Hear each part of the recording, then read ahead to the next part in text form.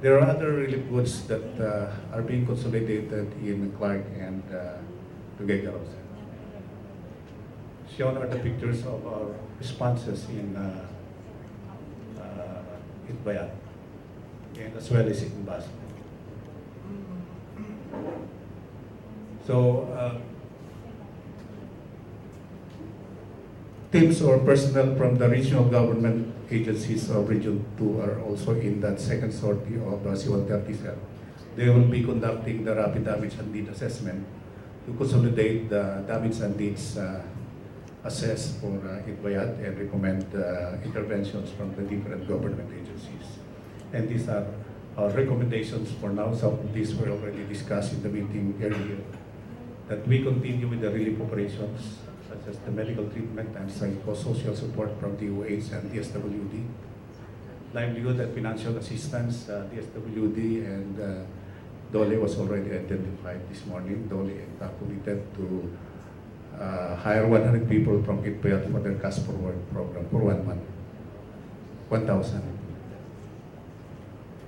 And DSWD will be giving out financial assistance for those with debt and for the injured, as well as financial assistance for those with damaged houses. NSA likewise will be giving financial assistance for those with damaged houses. For the repair of damaged structures subject to the submission of program of works and request, we will be facilitating that. And that will be coming from the different agencies concerned, such as DepEd, which has damaged schools, DOH, which has damaged health facilities, the other government agencies with damaged facilities. And likewise, we are recommending that the LGU concerned, the municipality of Itbayat, consider declaring a state of calamity, but subject to the compliance to NDRMC circular on the criteria for declaration of state of calamity. And that will be additional trigger for the assistance from other national government agencies. They can be assisted by the personnel from the different regional government agencies that will be coming here in Basco and Itbayat, sir. Next slide. This is my last slide, sir. The President mentioned about communications in his visit to the Operations Center in Campo Ginaldo during our preparation for Typhoon Ompong. And our compliance to that is the government emergency communications system being implemented by the ICT. But to expand that, I discussed this with Secretary Anyo. Maybe we can require the LGUs to procure radios, HF and BSF, utilizing their local disaster risk reduction management fund. So they have funds for this. All they have to do is put it in their annual investment plan. And the ICT, as lead on the government emergency communication system, can brief later on the update on that. And for that procurement of HF and BSF radio by DILG to ensure interoperability among LGUs and with national government agencies, I recommend that the ICT prescribe the technical specs that will be adopted uniformly by all local government units. So, may I ask the ASIC Civil to brief the President on the update on the checks. Mr. President, mayang hapon. Recently, we traveled to Dubai, where we partner with World Food Program, a UN body, who is our procuring entity for our government emergency communications van. Actually, this is composed of dispatch and a hub, and this is due for delivery for the prototype by next week from Dubai. Maybe it will arrive Philippine ports on the late of August or early September, Mr. President. And hopefully we could utilize this equipment for us to achieve the goals of communicating with LGUs even before disaster, during and after disaster. And we're looking forward to partner with OCD and DILG in the deployment. And on the other hand, with regards to the radio communications, we agreed in principle with OCD, headed by Yusek Halad, on the specifications that we're gonna have for the emergency communications radio equipment like HF, VHF, or UHF, Mr. President. And if I may continue, I would like to report on the status of the telco services in Itbayat. It so happened, Mr. President, that Globe wasn't able to continue its service until 3 p.m. today because of the misalignment of their satellite dish. Fortunate enough, they brought in their engineering team to realign, and they were back on service at 3 p.m. today. For smart communication, they were not affected. However, they ran out of power at 1 a.m. Yes, early today. But fortunately, they're back with a power generator being provided. So all communications from the public telecommunication sector is now up and running, Mr. President. And finally, we also provided free public Wi-Fi hotspot in in front of the park at the church. We installed for public access of internet. So in behalf of Secretary Unasan, I am ASIC Silor, Mr. President. Okay. Dito muna ako kay General Halad. Your supply line is working. Can you provide continuous assistance to the people of Batanes? We are planning to on that, sir, because after this sortie that's being conducted today, we still have resources to be transported to Pascua and Itbayat. Just make sure that your supply line is working, so that nobody gets hungry and the people are assured to supply. Yung makita lang naman ng mga tao na andyan nakabulto yung tulong ng gobyerno, that is a very it raises the hope from so much distress suffered by. Hindi lang basta-basta ano ka ng it's scary. And ang health who's representing the health department here? Are you also okay with your operation? Sir, I just came from the hospital, sir. There are 5 patients coming from Itbayat that I visited. Yung daw pong dalawa may fracture, and we'll have doctors coming tonight from Tugigaraw who's going to accompany them para po malagyan ng bakal yung kanilang mga nabali na buto. There are 3 patients remaining, obserbahan din po, at may mga expert din po galing din sa Tugigaraw para sila ay tingnan. Magpapadala rin po kasamang dadating ngayon, sir, yung team ng medical, mental, psycho-social support para po yung mga na-traumatize na mga kababayan natin sa Itbayat ay matulungan, maka-recover kaagad psychologically. So ito po ay patuloy naming ibibigay kasama po ng mga medical supplies na kakailanganin po. Tinitingnan din po ng Department of Health yung hospital natin doon, sir, na hindi daw po magamit dahil medyo structurally unstable. So maglalaan po kami ng sa approval po ng Presidente ng pera na may pagpapagawa para po magamit kaagad yung hospital. At Entirely new one. Maaari pong... but I am not keen on repairing. It's too expensive and you are not sure of its durability or viability. So, bigyan mo na lang ako ng what needs to be done. Bigyan mo ako ng...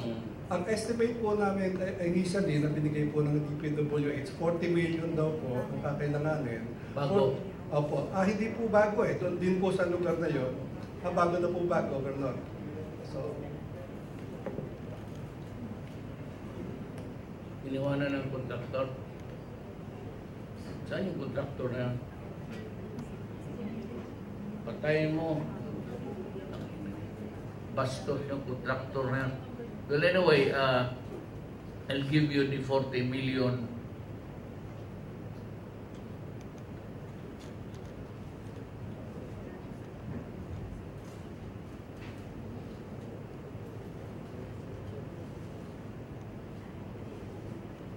Okay, I'll give you the 40 million. Who's in charge here? Economy. I hope you'd put it to good use. That 40 million would bring you something like small, parang clinic, hospital. Hindi naman kayo marami dito. And you would need transportation that is faster for emergency. What's the fastest that you have? Meron plano. Ang problema kung bad weather. Let's ask the Coast Guard if they can dito makaikot sila. You know, I've been flying to the area where there was this epicenter. Baka, yun yan. But there are two islands that are big ones. Sabi ko kay Mayor, is it ours? I do not see any. Punta pa siguro, lagyan mo ng ano, or, sort of a symbolic. Sayang eh. Agawan ngayon eh. Nakawan ngayon ng lupa. Punta. Isa ng in-check. So, puro in-check to. Taiwan eh. Meron pa tayong how many islands doon? Well, you better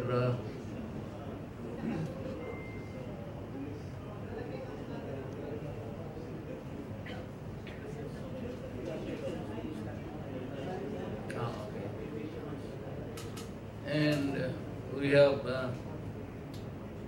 we just got we acquired some sort of the upholds. You might want to ask the Coast Guard to see dito, standby lang, palit-palit lang to patrol the islands from time to time, not every day, but just to assure that those islands will remain out. Kasi mahirap na ngayon. Nakawa natin ang China, baka upakan tayo doon ng mga missile na hindi natin kaya. But as much as possible, I'd like to that is one of the, well, kaming lahat, workers of government tayo, we're supposed to preserve the Republic of the Philippines. And whatever is ours should be very clear to everybody that it is ours. We are no longer ready to go into that style again of the way China did it. It was not really something that we gave freely. Suddenly, they just, after that impasse there, when they retreated, yung barko, yung sila Albert, they went just to occupy the Ulo, then started those buildings, which we were forewarned several times by satellites and everything, and all the powers that were chargeable with that knowledge. And America was even the first to scare us with what was brewing there. Nobody did nothing. We did our part. Yun lang naman talaga ang kaya natin is to seek peaceful means, and that is go to an arbitral tribunal. We lost, and pero nandoon na sila. When we talk of reality, we talk of control, not even possession. Who is in control of that body of water? If it is not us, then there's no amount of rhetoric there about going anywhere and protecting If you are not in control, you cannot protect what is not ours because they are protecting it under the claim of ownership also. Yan ang mahirap. Huwag na natin habain yung salita nitong mga gago as if kung sila dito, kung kaya nila. Ganon eh. If you are not in control of the property, if it is yours, so you claim, but it is also taken by force from you under also a claim of ownership, that matters of everything. Because then, he is not only getting something from you, he's trying to recover in his mind something which is his. Yan ang problema dyan ngayon. That makes it, it's not a question of a wrongful possession or an accretion or acquisition of a piece of land. It's a group of land which was ours by entitlements sovereignty. But definitely, it is not within our territorial. We have sovereign entitlements. Binigay sa atin. But to claim it as a sovereign, it's not. Some of us are itong mga pulling or chair. We do. It's not an ambition of a sovereign land or territory. It is the entitlement of that was given to us by virtue of the exclusive economic zone. That iba yun. Iba yun. Pagdating natin sa korte, matatamaan tayo if we claim ownership by virtue of sovereignty. Lahat ng abogado dito will tell you that they have the... It's not.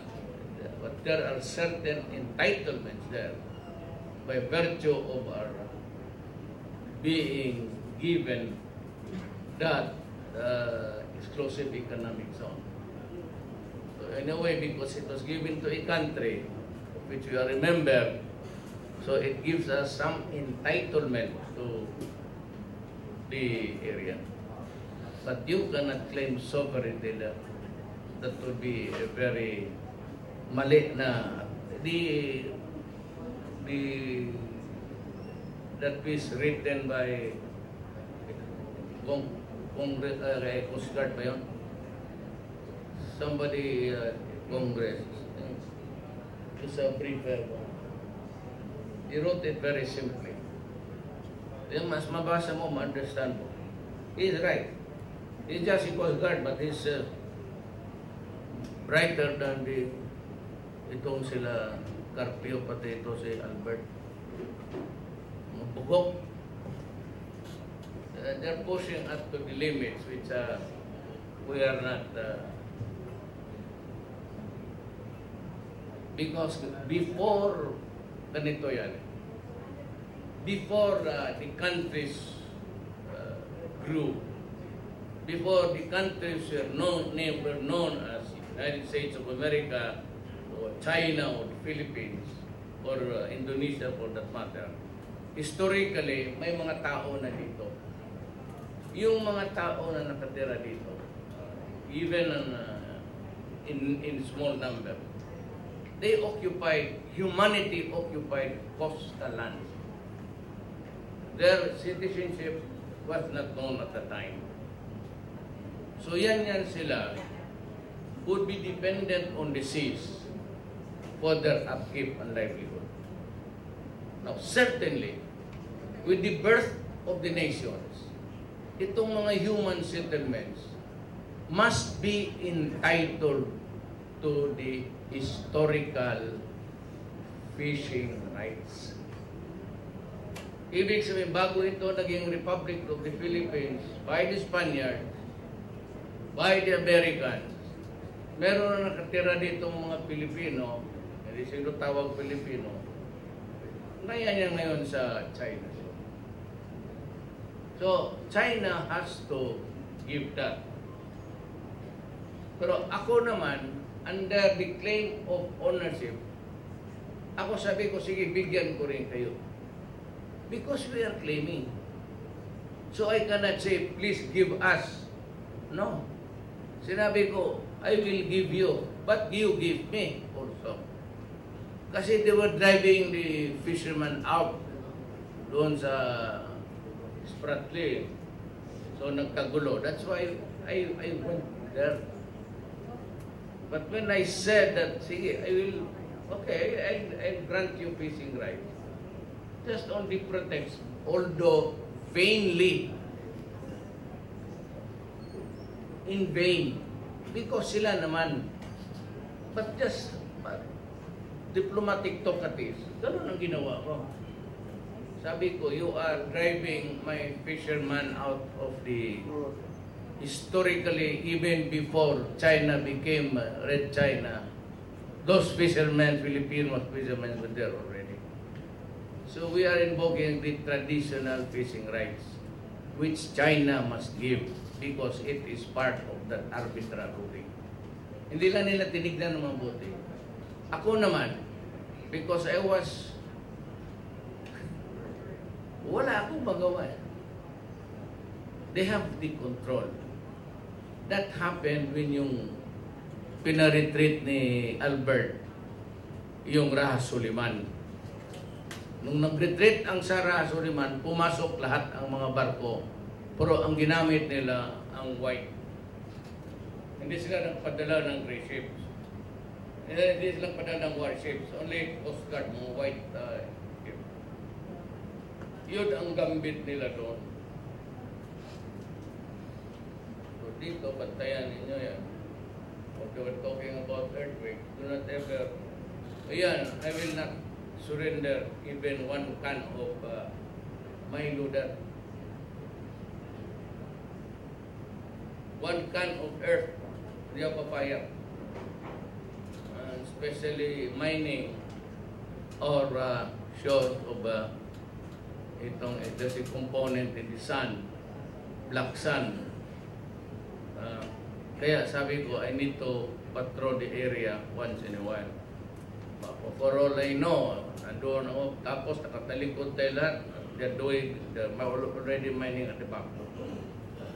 Of course, this is not to belittle the event today, but just the same, I am really not in the mood of just giving our territory because of what happened in this West Philippines. Nahirapan tayo ngayon dyan. At this time, if we insist, it could only mean war. And we are not prepared for it. We will not win a war with China. Sirain muna siya ng ibang, they might be a war. If he's defeated, gano'n lang ang buhay. Kasi sabi nga nila, kubang-kulong ang palad. Wala pa naman yan sila. Then, they were born. Then again, the cataclysmic thing, maybe it will be vacant again. Then we'll go back to claim what is out. But for me to go there and start to take a very pugnacious palaaway or a very hostile attitude would only give us nothing but sorrow. But we have to guard that. I want some of them to tell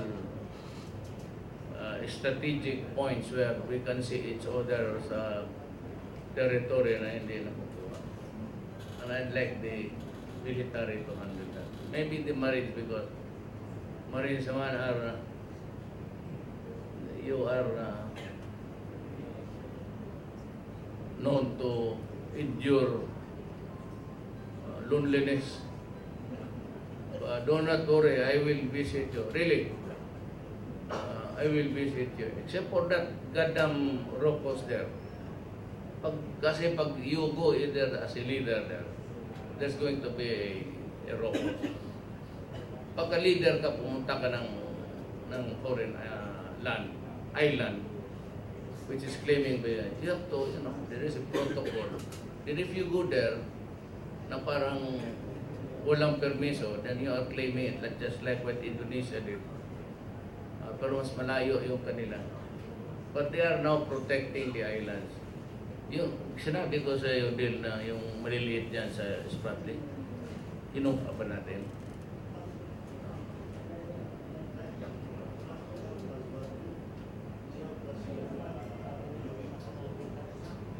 Diyan ko ilagay yung mga squatter, malatigas ulo. Yung sirain mo na, tapos balik na naman, magagalit sa simato niya. Hindi niya malinis yung... Pero, alam mo, this thing, the islands there, I was flying, almost, hindi naman cry, but I was filled with a deep sentiment for my country. Magaganda ang naiwan ng tignan ninyo maya, take off. Huwag mo lang piloto kung sabihin mo kung sumali, eh, baka may mga clip pa dyan na malalaki. Maganda. We might want to just make a creative. Magaganda. We will preserve that. I told the mayor, wala siyang problema dito. Ang hindi ko ba no? Wala kang droga, criminal, upper, wala. Wala rin. The Marines and the police will see to it that that is maintained.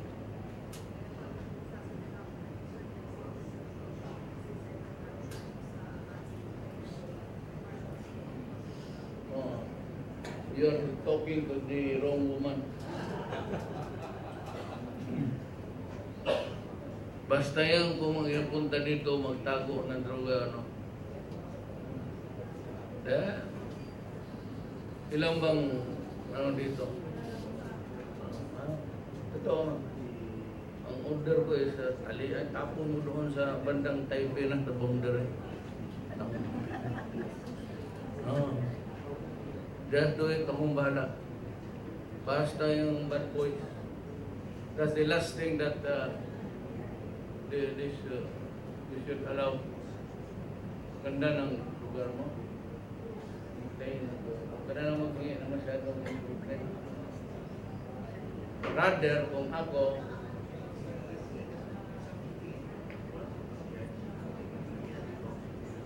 now, habaan natin because of yung mga emergency.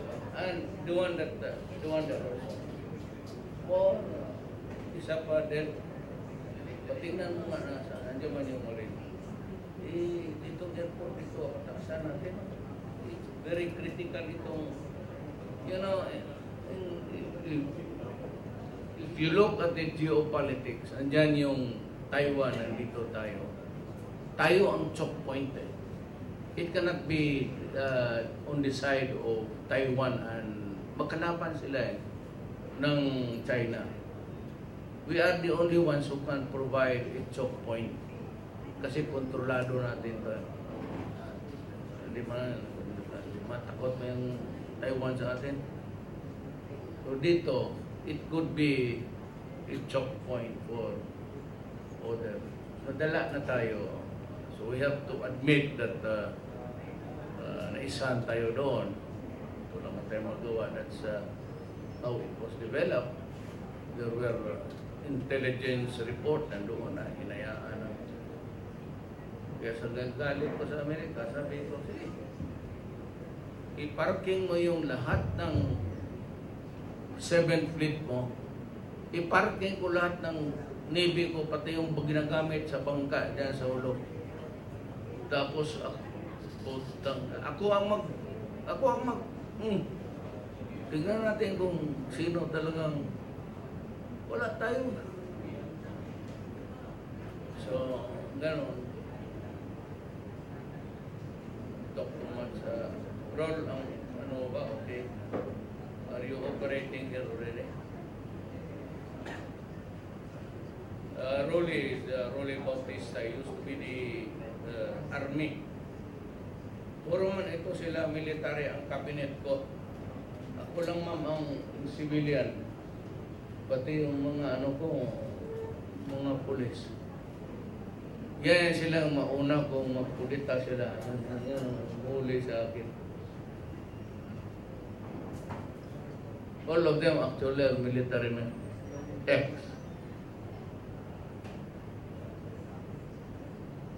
Ito si Bilyo ang hindi. Ito yung abogado ng komunista.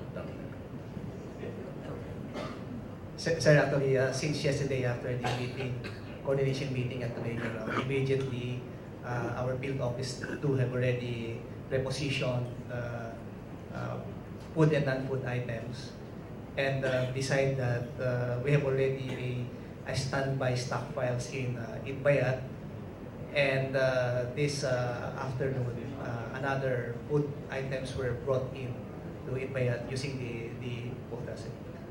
Actually, Mr. President, I assure the good governor here that there's a lot of relief items, food bags on standby, and Enough to meet the yes, challenges.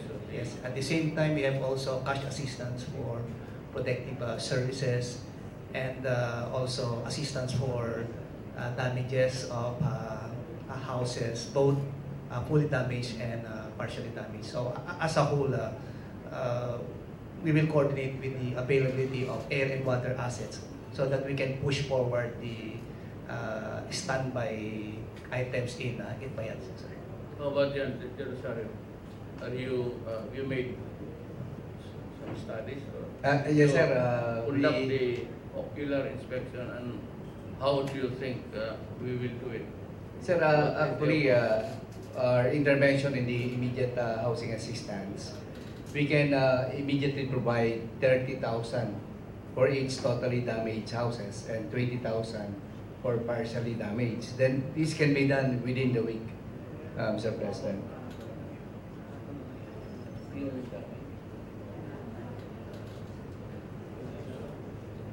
Sir, at the moment, only 15 houses were totally damaged. But by report by the governor, we were told earlier that there may be more partially damaged houses. But nevertheless, sir, 30,000 from the housing and 30,000 from the SWD for totally damaged, for a total of 60,000. And then for partially damaged, 20 from housing and 10 from the SWD. So we can immediately provide within the week, sir, that assistance. Okay. Diyan, Anya, wala naman siguro. Yes, sir. Just like I said, yes, a while ago, sir, kanina. Despite of this unfortunate incident, but I would like to commend the LGUs, particularly the provincial government under Governor Marino Caico and Mayor Raul Disagon for immediately acting and leading the response. They are able to immediately convene the local DRRMC and designated an emergency operations center. But we have seen some gaps, like for example, most of the houses were actually Spanish era na lumang construction, and they did not follow the building code. So aside from the 15 houses, probably those houses will not be livable anymore. We have to assess the structural integrity and ensure that the building code will be followed. So probably from the NHA kung magsusupport sila at the SWD, at PWN, siguro po yung nandun naman na sila, yung talagang mga gagawing bahay doon will follow the building code. And then we also see the need for the construction of a big evacuation center. Kasi bukod sa ito yung dinadaanan ng bagyo, but with this recent earthquake threat, kailangan po meron talagang evacuation center. At saka yung extension ng airport doon, because this is the northern part of our territory. So it's not only for disaster response, but for national security. Northernmost. Yes. So yun na po, Mr. President. I'm interested on the project of extending both the runways for national security reasons. It could be a very crucial factor in the days to come. Not in our generation, but alay mo, would be good to be prepared so that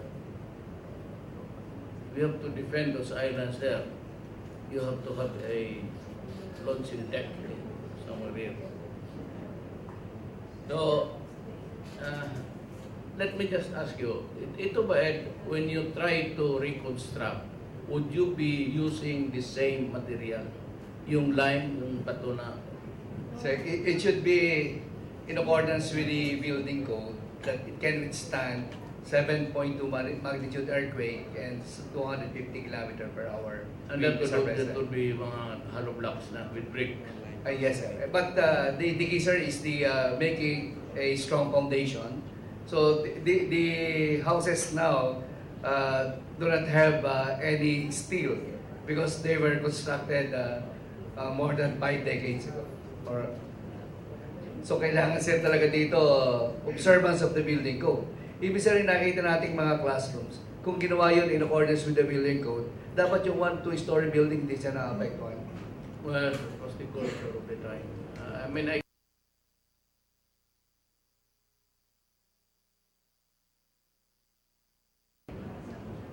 those were the things that were available to them maybe 5 decades ago. So, about time that we will do our part. We are the generation that's given the chance to maybe give the life-changing things here. Kung ano, meron pa naman siguro kami. I can give you the 40 million. What's that for? Oh. But the only thing that I can suggest is you offer to all contestants of beauty pageants and contests. Sila lang, ma'am, yung mga babae.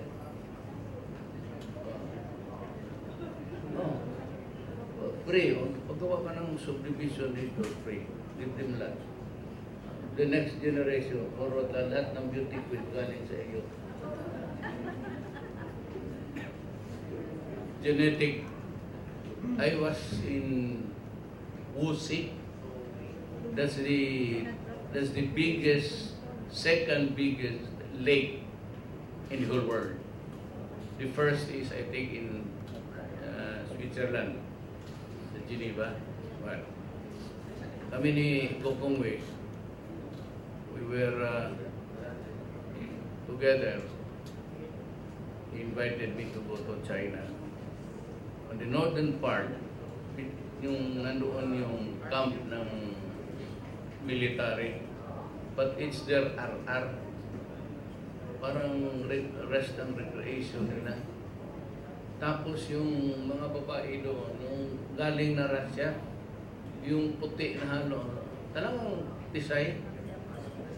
Tapagtingin namin sa waiter, sabi ni, sa waitress ko lang ha, sabi ni Gugong Wait, Mayor, kailangan dalhin ko dito si Lance. Sabi ko, bakit? Waiter, pakaganda. Pero sa atin, beauty queen, dito waitress lang. Sabi ko, tama ka talaga, sir. Yung mistake sa Russian pati Chinese, kaya bakit sila mapatayan dito na all you have to go is to go to China and you do properly the cultural rights. Ang tatangkad pa, beautiful.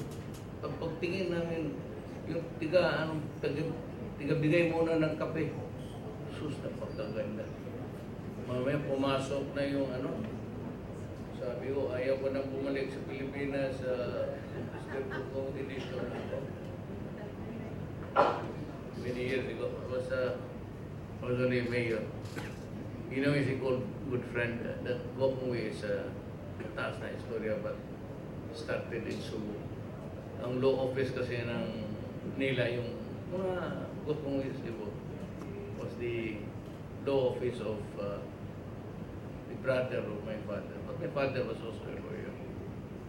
Sila yung abogado. Kaya when we met, after many years, libre ako sa, libre ako sa kwarto. Diyan sa holiday. Sometimes you get invited to go with him to China. That's it's a long story. We are, if there is somebody I'd like to say a piece, yes, we're running out of sunlight. Actually, before you arrived, we had already a meeting with all the staff. Alam na ni Do I have a copy of that? Gobernador at saka ni Congressman pa na yung mga interventions na gagawin ng each one of us was presided by the courts, Secretary Video. Now, you mentioned a while ago, sir, about sustaining the supply here, supply line. The AFP is actually positioning gasolina rito para sa aircraft natin because they will commit the following transport here: 1 C-130, 2 C-295, 1 N212I, 1 F-27 para sa pag-transport ng mga goods from Manila. Yun naman dito, papunta-punta doon sa Itbayat, 1 Sokol, 1 AW-109 ng Philippine Navy, at saka 1 S-76 yung rescue. So, a couple of days, Mr. President, dito na lahat sila and support the rehabilitation of Bayan. Yung namang pag-transport ng mga materials, because it will be coming from the mainland, pagamitin natin yung ating mga laking Philippine Navy ships to transport the equipment to Bayan. Lapit lang man. But what about, I'm asking you, what about the wharf, the quay, yung pantalan niya? Do you think we need to improve on it?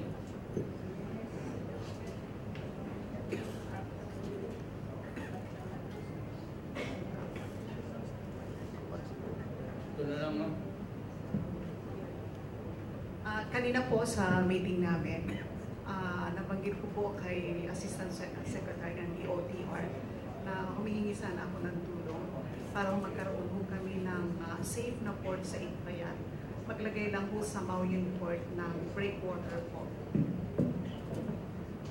Tapos po, kanina rin po humihingi rin ako ng tulong kay DOTR para makilala mo po si EPA manager po para humagawa din mo yung plan mo sa breakwater ho namin dito sa Pasco po. Kasi sir, nakahingi na po ako ng 180 million.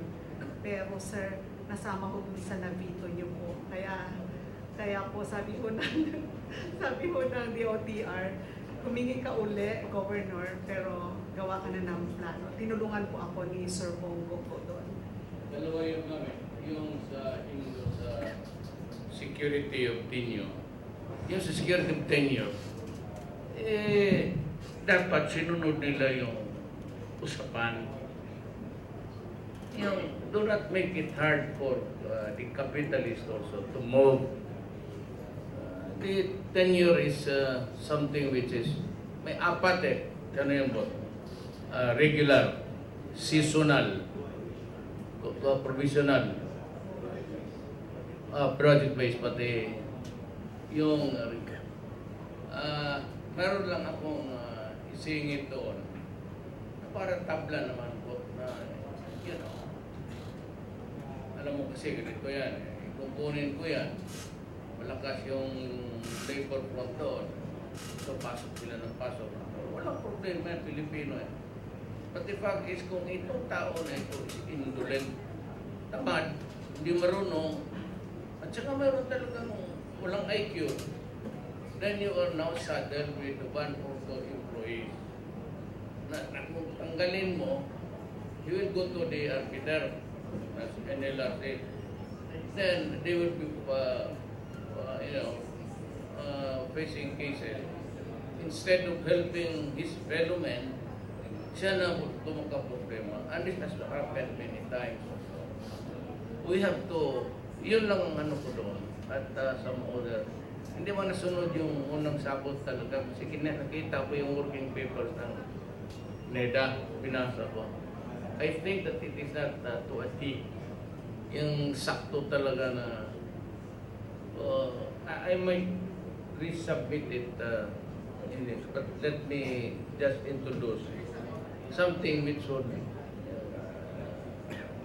level of the pipilitin mo na pangit tawag kasi trabaho, may tamad, may gano'n absinero.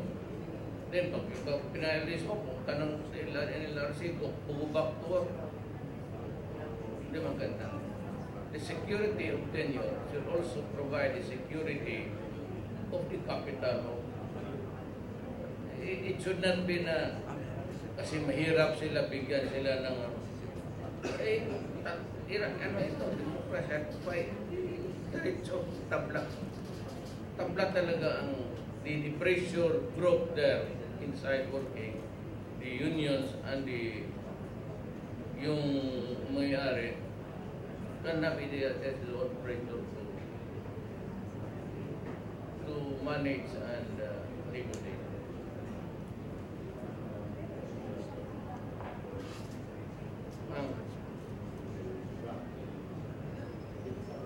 Alam mo niya, sinabi ko hindi ko pwede. It's not fair to, even if he's a millionaire, even if he's a lusutan mo, fair is fair. So, para mo lang, don't make it a burden para sa akin to, I can help my fellow man, but do not make it a burden. Kung mong ibigay sa akin yung to correct a behavior na gano'n, sino ba ayaw magsweldo ng tao na the one who is productive, one who is very punctual, hardworking. Ano lang natin gawin? So dito naman sa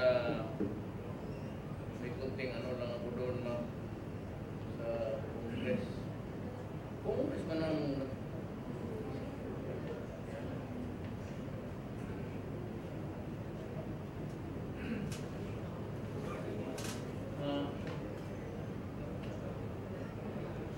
we will retrace your fund. We will retrace where your money went. Magic. Magic na nga. Kaya ko binito yun eh. Mahirap to. I will be, ganito ko lang. The next project. Ilagay ko yung pantalan mo, pati yung airport. And I can assure you, hindi ako yung I will assure you that we will divide the resources of the country fairly. Lahat Ilocano lang kung ano dyan. Kasi ako mga cabinet members mo, puro Ilocano. Halos. So, ito. Dula. Ito, Bebot, nasama ko sa dormitoryo sa law school. Bebot, pati si Dulay. Yan yung mga yan. Ito si Delvin, siya yung nagdala ng 2nd Regiment sa Davao. Rolly naman was there, naging task force Davao. John Anyo was, isang beses lang kami nagkita, but napabilib niya ako. Kaya hindi ako nagtaka na pabilib niya yung mga babae. Pati ako napabilib eh.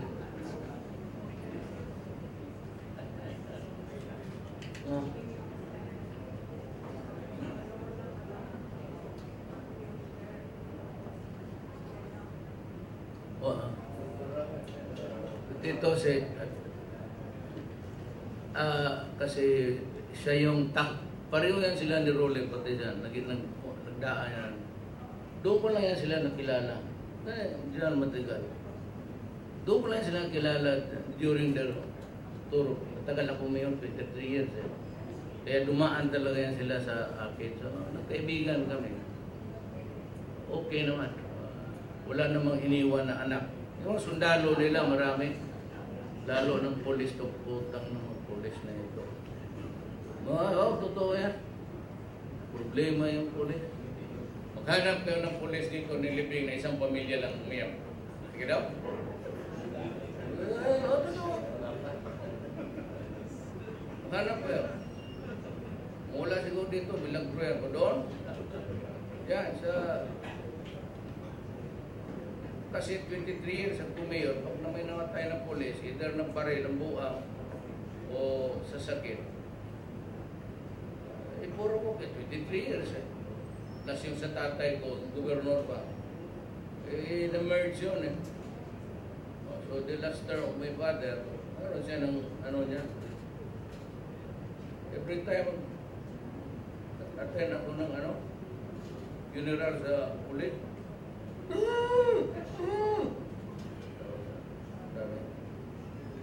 Sino ka na ito? Sir, yun yung sa nightclub, sir. Siya, oo. Walang make up kasi ang gaga. Tapos meron naman, oh, sino to? Sir, yung masahista yan, sir. Utang ng pulis agad. Ang tatapang pa kaya, sir? Siya po, magpaalis na ako, paalis na ako, mag-resign ako dahil tumakbo ako presidente. Utang sa harap ko, sinampan. Asawa ko, sir, binubog ko. Pero sinampog ko siya. Asawa ko, patay ba yan sa sir? Wala nga. Tingnan mo anong ginawa sa akin. Bukul. Sir, ito, wala dito. Kasi hindi ako makarinig. Ito pa sir, ito pa dito sa mababa ng susugo. Ayan, ako na. Makakita. Tapos yung hita, nakampulay sa alam natin. Dadalhin ko naman sa isang gawin ng sinuntok. Ito sir, dito talagang ginawa ko parang pa-practice yan sa nag-vaccine yun. Tumbang agad ako. Ang ina ko. Tumba. Sikat. Ang ina ko. No, dito, sinipa ko sir. Ayan, kita ang blue. Putang ina ka. May sakit ako na basta magkabugbog ng tao. Kaya ng nanay ko, ayaw nang huminto. Kung binubugbog ako ng nanay ko, yan sa altar namin. Oo, 3 oras mo. Ang nasabi ko talaga. Sabi ko tayo kay Jesus Cristo, tulungan na lang tayo dito. Kung ano mo magawa sa akin. Ang nanay ko, kasi kung buhay, demanda ko ng child abuse. Wala pang child abuse naman eh. Grabe yun.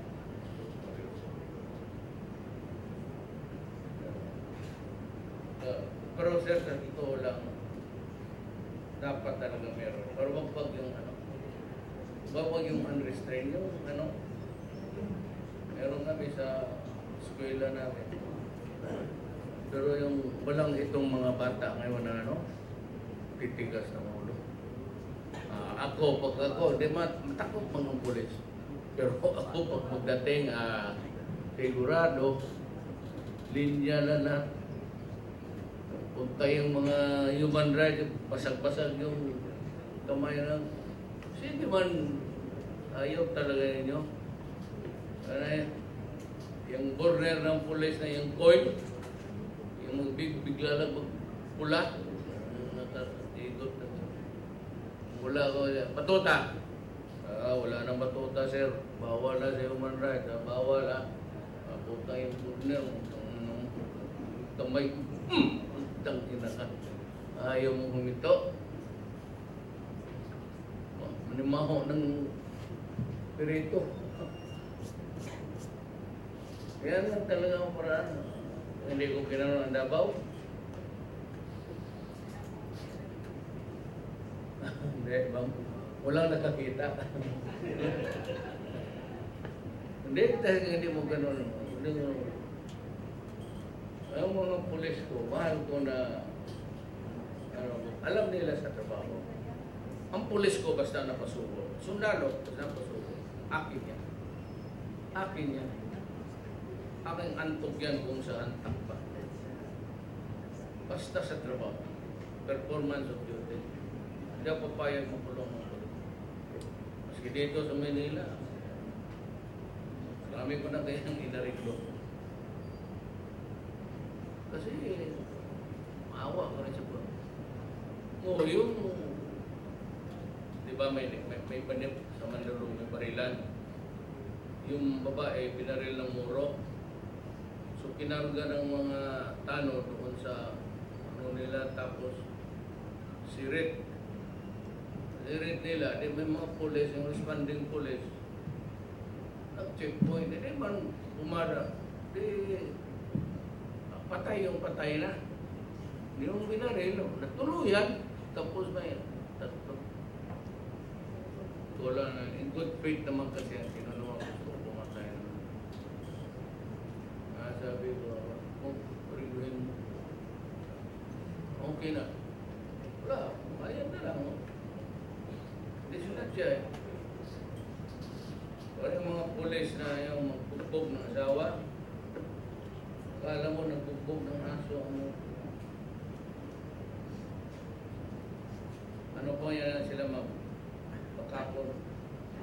Ano bang bakapon sa Tagalog? Sinungaling yan?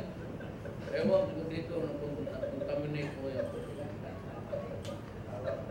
Huwag pong papatayin doon. Isang pulis yan. Pero piskal ako noon.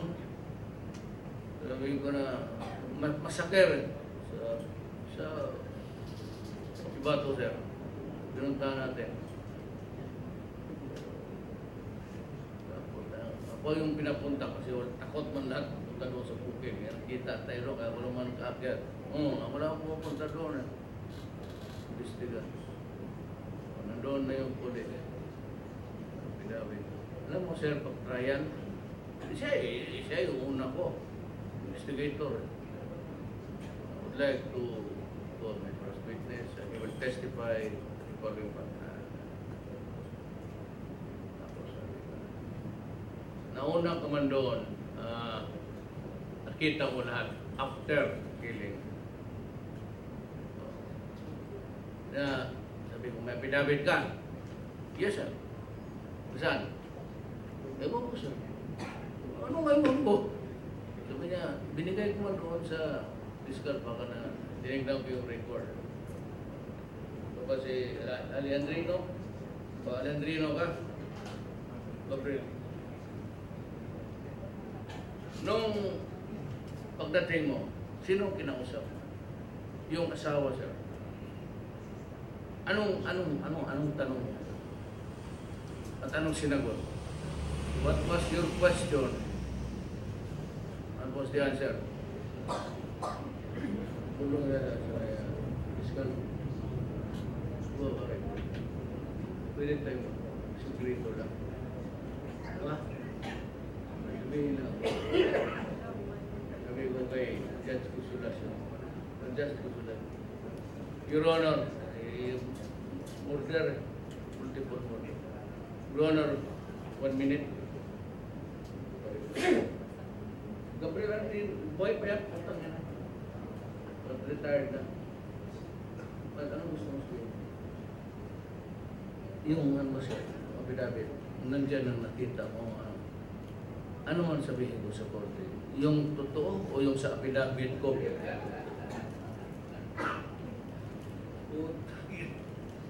Pati ako, ikulong ulit siya. Gano'n yung pulis, ma'am. Ay. May mga gago talaga. Basta yung mga, wala ka bang mga karaoke dito. Nasa rito na. May mga karaoke, yung mga kaganda dyan, kung hindi yung sa kabit ng pulis, ang kabit yung gangster. Yan ang kultura sa babae.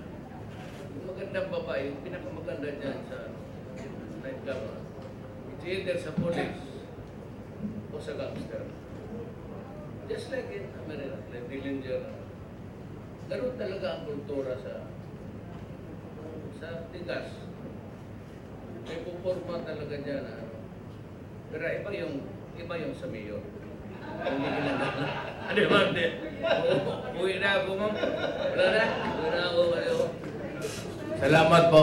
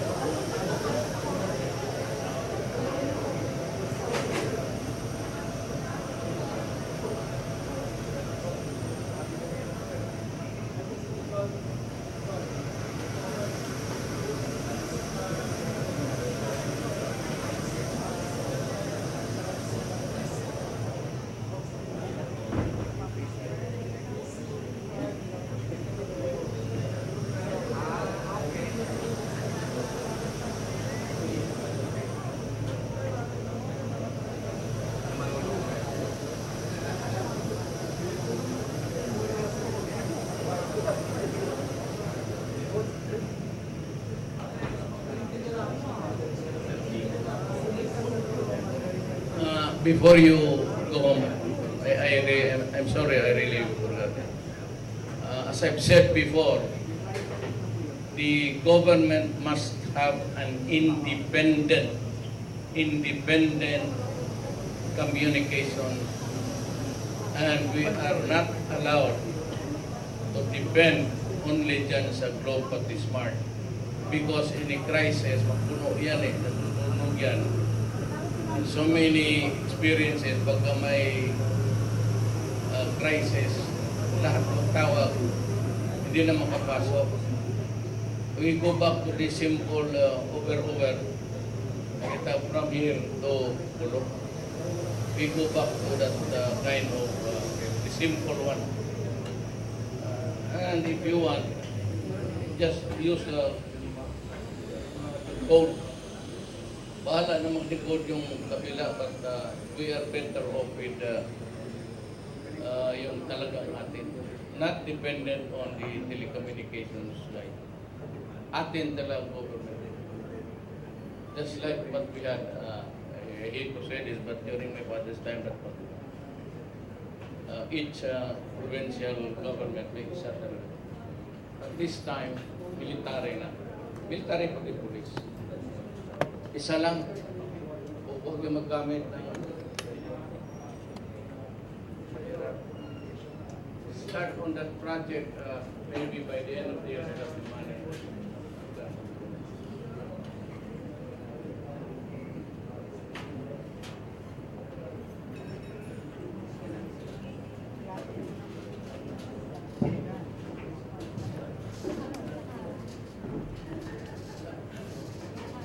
Wala na, apat pa na.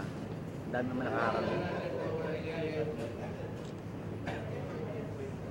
Kaya mo na.